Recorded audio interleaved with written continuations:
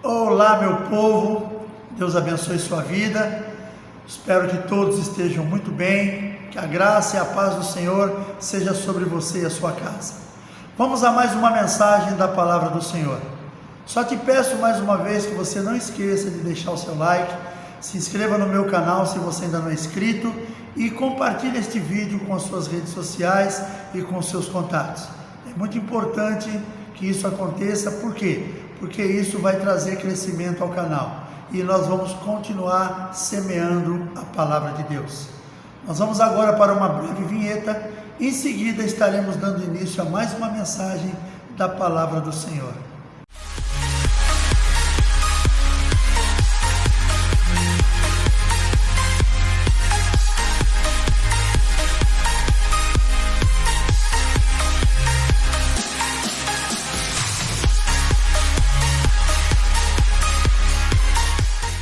Muito bem, estamos de volta. Agradeço a você pela tua paciência, ter aguardado até aqui. Convido você também, se você tiver de posse da sua Bíblia, da Palavra de Deus, abra comigo no livro de 2 Coríntios, capítulo 5. Nós vamos ler a partir do verso 1, que diz assim: E Naamã, chefe dos exércitos do rei da Síria, era um grande homem diante do seu Senhor e de muito respeito, porque por ele o Senhor dera livramento aos sírios, e era este homem varão valoroso, porém leproso. E saíram tropas da Síria e da terra de Israel, e levaram preso uma menina que ficou ao serviço da mulher de Naamã. E disse esta à sua senhora: Oxalá que o meu senhor estivesse diante do profeta que está em Samaria, ele o restauraria da sua lepra. Então entrou Naamã e o notificou a seu senhor, dizendo: Assim e assim falou a menina que é da terra de Israel. Então disse o rei da Síria: Vai, anda, e enviarei uma carta ao rei de Israel. E foi e tomou na sua mão 10 talentos de prata, 6.000 ciclos de ouro e 10 mudas de vestidos.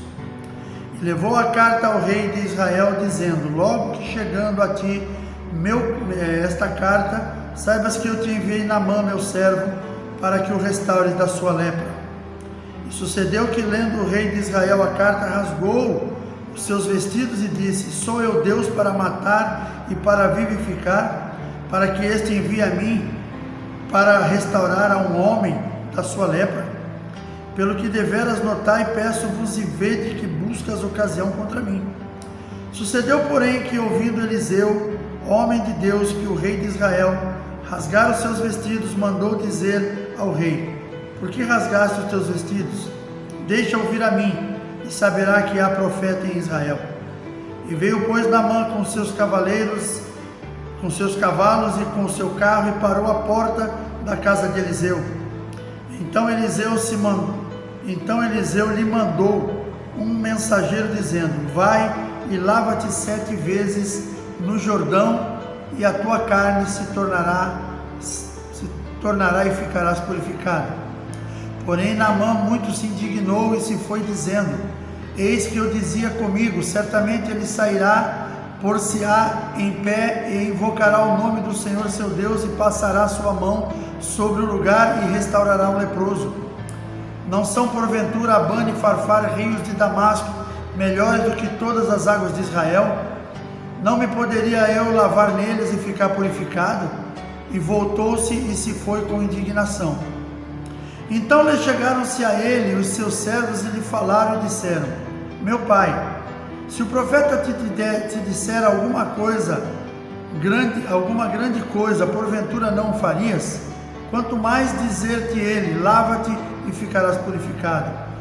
Então desceu e mergulhou no Jordão 7 vezes, conforme a palavra do homem de Deus, e a sua carne tornou-se como a carne de um menino, e foi purificado. Então voltou ao homem de Deus e a toda a sua comitiva, e veio e pôs-se diante dele e disse: Eis que tenho conhecido que em toda a terra não há Deus senão em Israel. Agora, pois, te peço que tomes uma bênção do teu servo. Porém ele disse: Vive o Senhor, em cuja presença estou, que a não tomarei.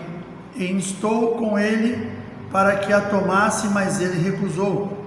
E disse Naamã: seja assim contudo, dê-se a este teu servo uma carga de terra de um jugo de mulas, porque nunca mais oferecerá este servo holocausto, nem sacrifício a outros deuses, senão ao Senhor.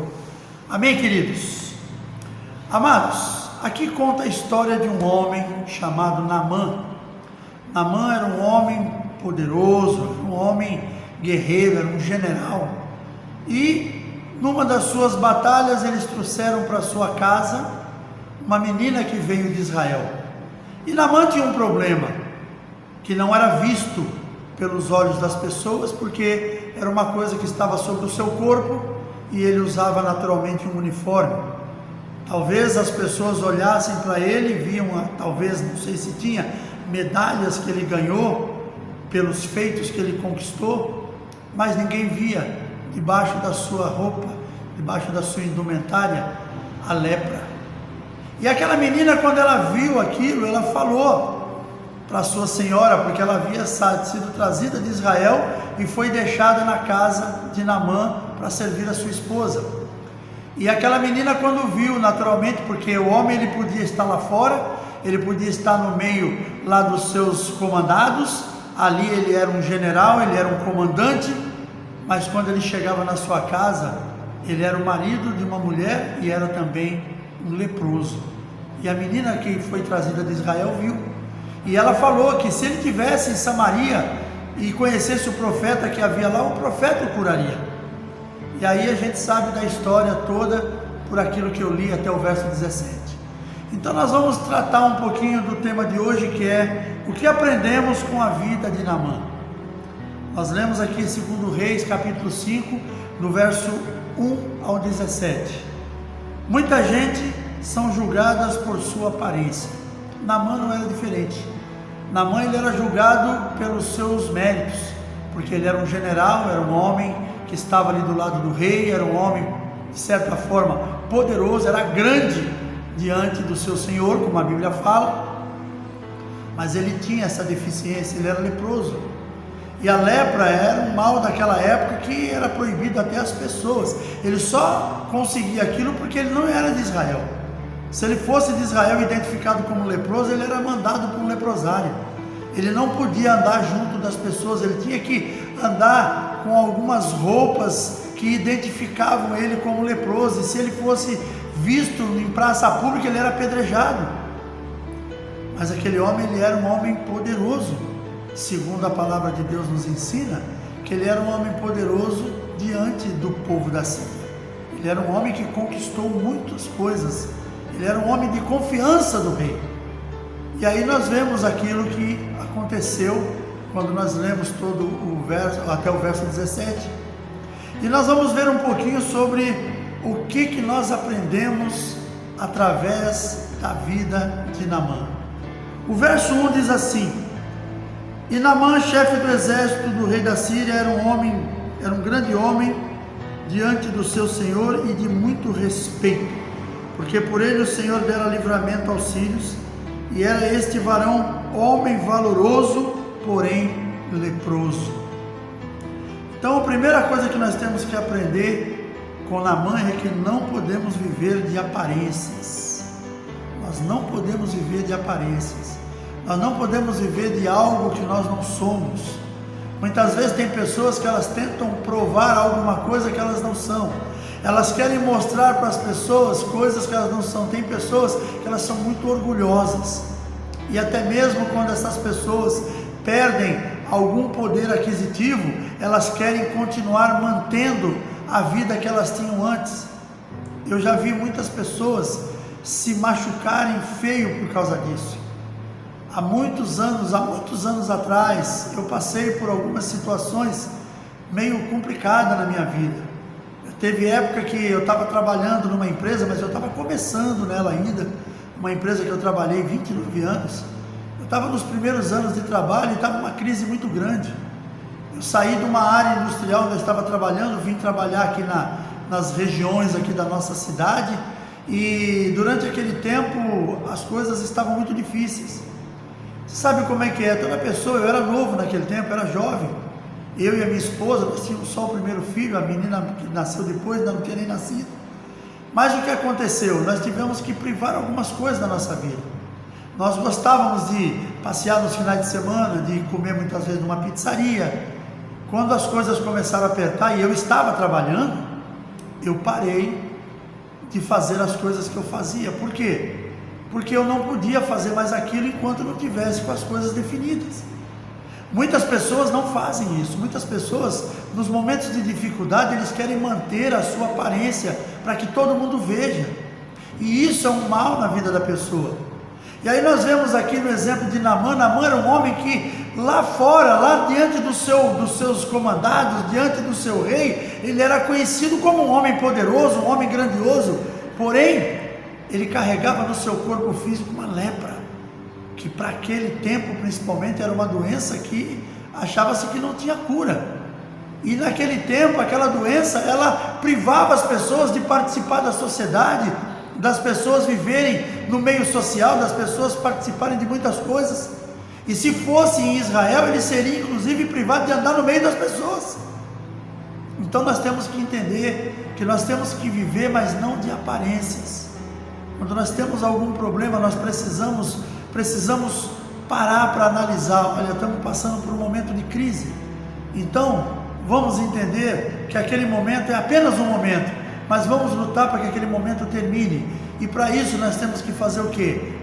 Deixar o orgulho de lado, deixar de lado os conceitos que nós temos e viver a realidade que nós temos que viver. E quando eu falo viver as realidades, é nós entendermos que se houve um problema no meio do caminho que acabou nos dando uma deficiência na parte financeira, por exemplo, nós precisamos mudar a nossa forma de gastar. Temos que deixar as vaidades de lado, temos que deixar o orgulho de lado e começar a trabalhar para que aquilo termine.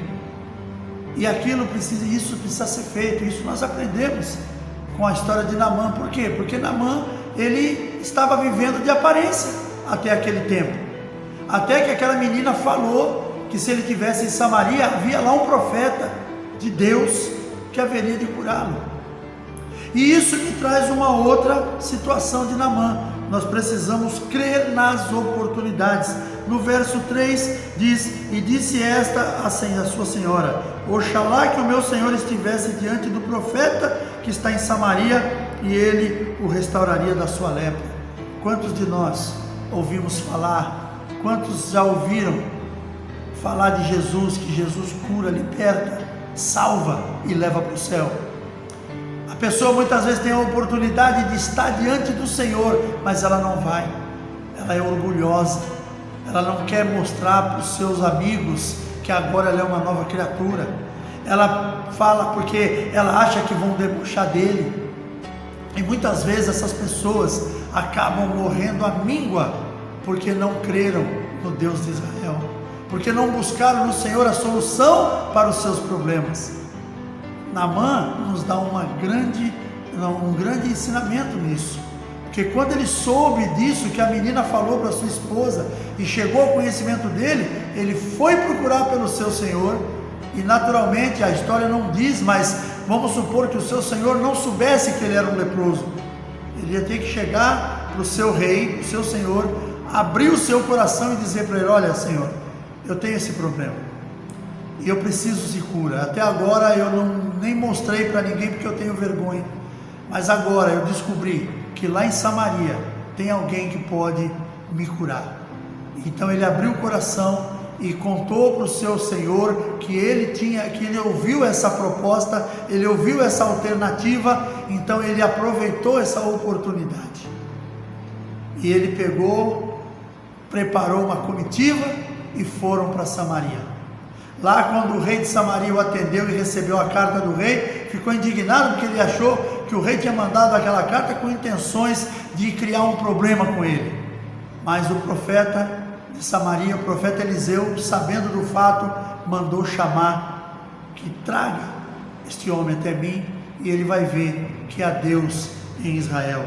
Aí nós temos aqui o terceiro tópico, que diz, no verso 11, diz assim: porém Naamã muito se indignou e se foi dizendo: eis que eu dizia comigo, certamente ele sairá, por-se-á em pé, invocará o nome do Senhor seu Deus, e passará a sua mão sobre o lugar e restaurará o leproso.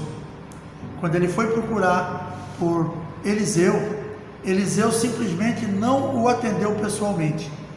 Eliseu enviou um mensageiro que disse para Naamã: vai no Rio Jordão e mergulha 7 vezes. Naamã ficou indignado com aquilo. Naamã ficou indignado. Por quê? Nós precisamos não fazer julgamentos precipitados. Naamã sabia do problema que ele tinha. A menina havia dito que em Samaria tinha um profeta que haveria de trazer a solução, porque é um profeta de Deus, e quando ele chega diante do profeta, ele fica indignado com o que o profeta mandou fazer. Às vezes nós também cometemos o mesmo erro. Às vezes nós sabemos a resposta daquilo que nós queremos, mas a resposta não é a que nós queremos ouvir. Às vezes nós temos uma resposta para as nossas perguntas, mas as respostas para as nossas perguntas não nos agradam. E foi assim que Naamã ficou indignado, quando ele ouviu da parte do profeta o que deveria ser feito. Ele faz uma reclamação: poxa, mas não são Abana e Farfar rios melhores do que o Rio Jordão? Por que eu tenho que mergulhar aqui? Não poderia mergulhar lá? Mas daí vem uma outra situação, que está no verso 13, que diz assim: então chegaram-se a ele os seus servos e lhe falaram e disseram: meu pai, se o profeta te disser alguma grande coisa, porventura não o farias? Porquanto mais disse-te ele: lava-te e ficarás purificado. Então, querido, precisamos de pessoas ao nosso lado que nos ajudem nas decisões. Precisamos de pessoas sábias ao nosso lado. E quando recebemos aquela ajuda, avaliar aquela ajuda antes de tomar uma providência, ou seja, de fazer ou de negar a fazer. Nós vemos, por exemplo, lá no livro dos Reis, livro de Crônicas, eu não vou precisar agora o momento, o endereço, porque não é isso que eu estou falando, mas quando o rei Salomão morreu, assumiu o seu filho no seu lugar, se não me engano, Roboão. E Roboão mudou toda a história criada pelo seu avô Davi e pelo seu pai Salomão. Ele andou criando uma série de problemas, inclusive com outras nações que já haviam sido conquistadas por Davi e que Salomão, seu pai, apenas administrou. E o que aconteceu? Ele foi pedir conselhos aos seus conselheiros, e também foi pedir conselho aos seus amigos, seus jovens amigos. Ele preferiu dar ouvidos para os seus amigos e não aos conselheiros. E o que aconteceu?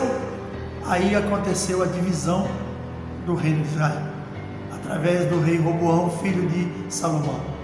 Então nós precisamos ter pessoas ao nosso lado, mas pessoas que sejam sábias, pessoas que possam nos ajudar com as suas opiniões. Tem um ditado popular no mundo que diz que se conselho fosse bom, ninguém dava, vendia.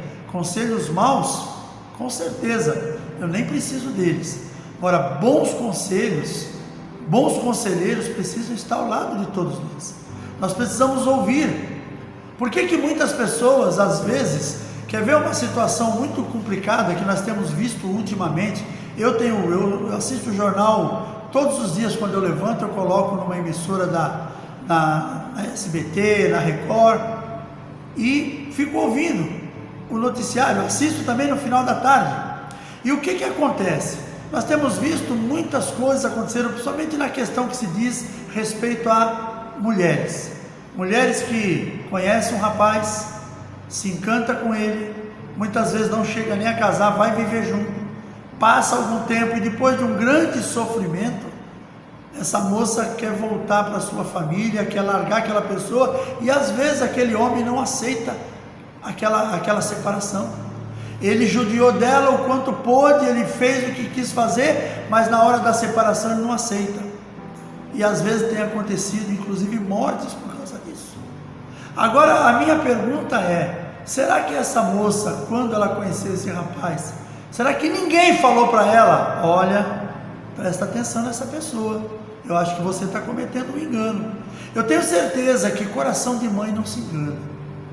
Coração de mãe é daquele tipo que quando o filho ou a filha aparece em casa com uma notícia dessa, a mãe é a primeira pessoa a botar os olhos naquela pessoa e daqui a pouco, se ela não gostar, ela vai fazer um comentário. E aí eu aconselho a você, tanto você rapaz como você menina, aceite o conselho da sua mãe.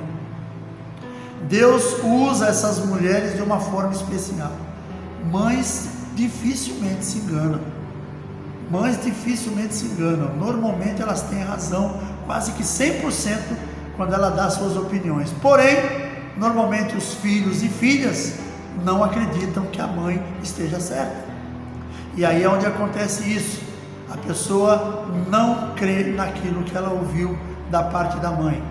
Então, queridos, voltando aqui para o nosso assunto, para o nosso tema, você precisa ter pessoas ao teu lado, pessoas que sejam realmente boas conselheiras. Agora, bons conselheiros, como é que você conhece um bom conselheiro?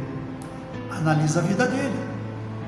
Como é que uma pessoa pode dar um conselho para outra se nem a vida dela ela consegue ter corretamente?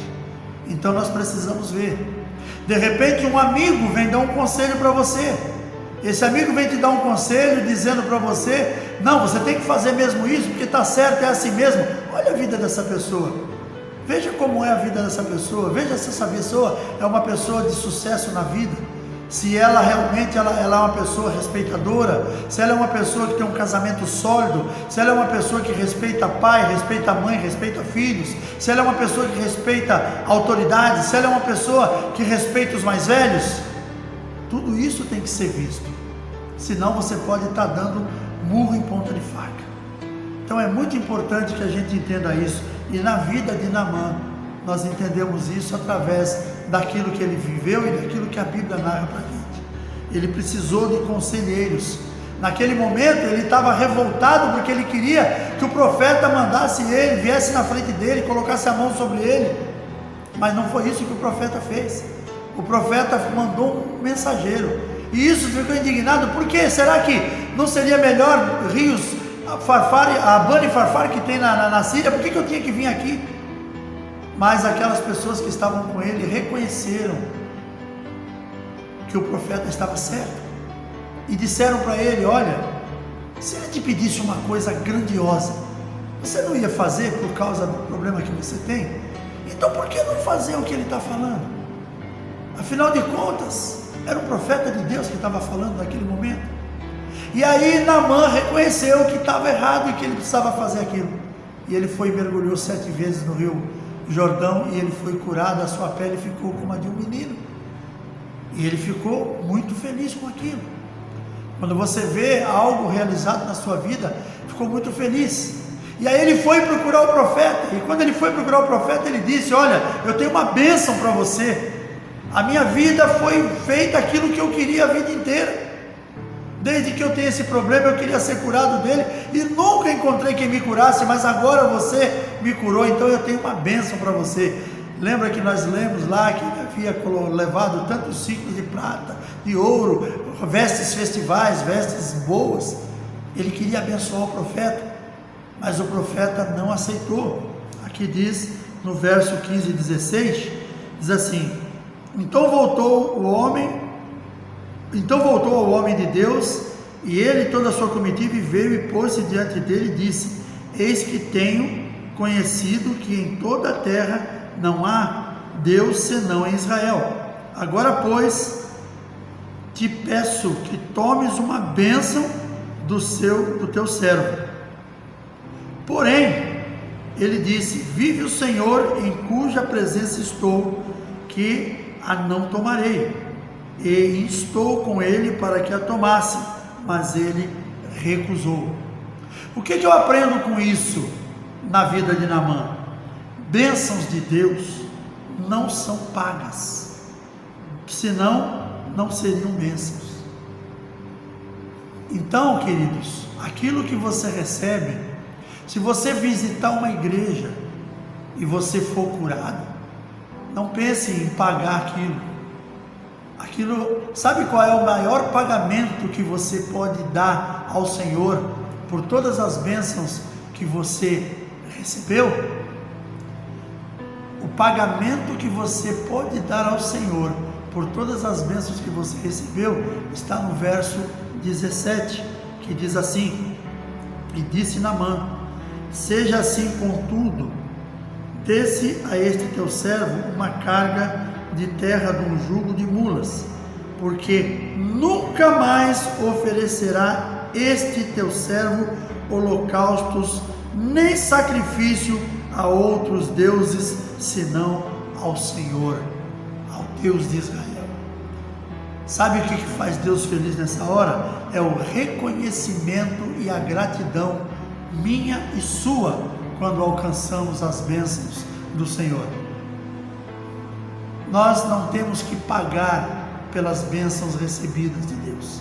Nós não temos que retribuir a ninguém que tenha orado por nós, que tenha imposto as mãos sobre a nossa vida, pedindo a Deus por uma cura, e essa cura veio. Nós precisamos ser gratos a Deus, e a nossa gratidão hoje, o que é? Servir ao Senhor, fugir das coisas do mundo, sabe? Busque uma igreja em que Jesus é o centro daquele lugar, em que a palavra de Deus é ensinada como justiça. Busque essa igreja, entregue ali a tua vida nas mãos do Senhor, creia que Ele vai mudar a sua história. Esse é o maior pagamento que nós podemos fazer ao nosso Senhor, o Deus dos céus. Não é financeiro. Depois que você está congregando numa igreja, você vai ter o seu momento lá, você sente no coração de ofertar para abençoar a obra de Deus, você sente no coração de ofertar para abençoar uma vida de um irmão que está passando por uma necessidade, você se torna um dizimista fiel, isso é bíblico. Agora, você pagar por algo que você recebeu do Senhor, isso não tem necessidade. O nosso Deus é o dono do ouro e da prata, Ele não precisa de dinheiro nosso. Apenas existem algumas circunstâncias que a palavra de Deus nos ensina e que são feitas por nós. O dízimo é uma delas, a oferta missionária, aquilo que nós apresentamos diante do Senhor na igreja. Quando nós vemos lá no livro de Malaquias 3:10, que diz: trazei todos os dízimos à casa do tesouro, para que haja mantimento na minha casa, depois fazei prova de mim, diz o Senhor dos exércitos. Então, você é um dizimista fiel, você é um ofertante que realmente semeia no reino do Senhor, você vai ver as portas do palácio celestial abrir sobre a tua casa, sobre a tua vida, com bênçãos sem medida. Mas aquilo que nós recebemos, a minha família foi curada, a minha esposa foi curada, e nem por isso eu fiz um cheque para entregar na igreja, mas eu sou dizimista fiel, eu sou ofertante, eu caminho na presença do Senhor fazendo a obra dele. Então essa é a forma de você agradecer a Deus. Seja fiel ao Senhor, à sua palavra.